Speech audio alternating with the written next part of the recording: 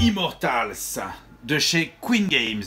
Un jeu pour le moins original, on le voit de par l'illustration de la boîte.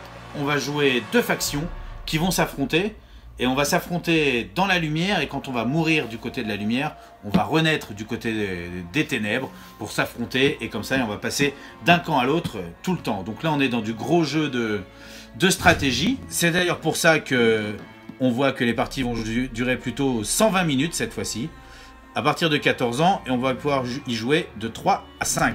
À l'arrière, on voit qu'il y a du matos, hein.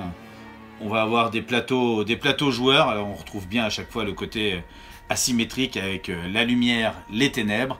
On va pouvoir poser des cartes. On va avoir un plateau représentant le monde dans lequel on va dans lequel on va poser nos armées pour aller s'affronter.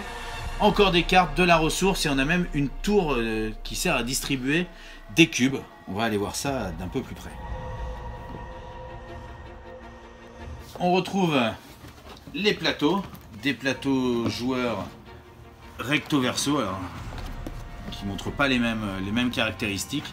Là on voit bien, il y a les démons côté ténèbres, les elfes de la nuit côté ténèbres. On a les plaques aussi représentant les mêmes choses. On est sur du carton épais, hein. Tout est de très très bonne qualité. Les illustrations sont juste ouf.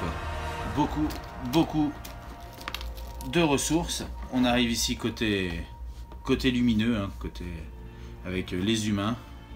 On revoit ce côté recto verso qui est juste très très très beau. Les nécromants. À chaque fois avec ces petites plaquettes, les ressources, donc voilà, les alflins, les nains.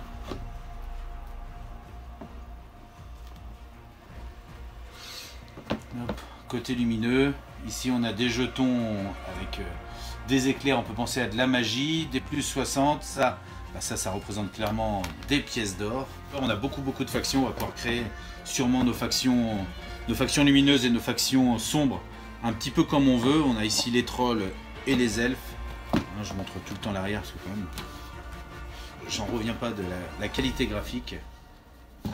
Je suis assez fan. Un paravent, côté lumineux, côté sombre. Et ça c'est simplement parce que voilà, c'est ce qui va nous servir de plan de bataille, de map. Alors on retrouve le côté lumineux et le côté sombre. Et comme je l'ai dit, une fois qu'on est sur un terrain et qu'on meurt, paf, on bascule sur l'autre pour pouvoir attaquer sur l'autre. Ça envoie quand même du très très bon.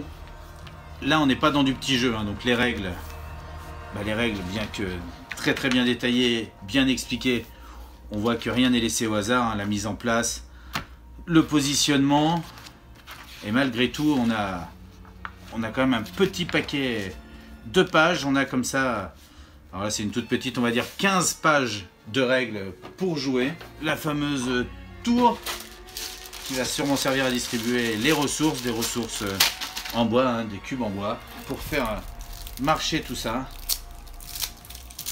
Des cartes, alors on voit des cartes sablier, des cartes parchemin, on voit qu'il y a beaucoup de cartes. Alors comme ça on se dit qu'il n'y a pas un matos de ouf, pourtant avec les ressources, les cubes, les cartes, on va réussir à tenir 2 heures. C'est un principe, moi, ce côté lumineux et ténèbres qui m'attire énormément. Si vous êtes comme moi et que vous avez envie d'en savoir un petit peu plus sur Immortals, si ça vous parle, eh bien, il va falloir être patient par contre et écouter l'émission.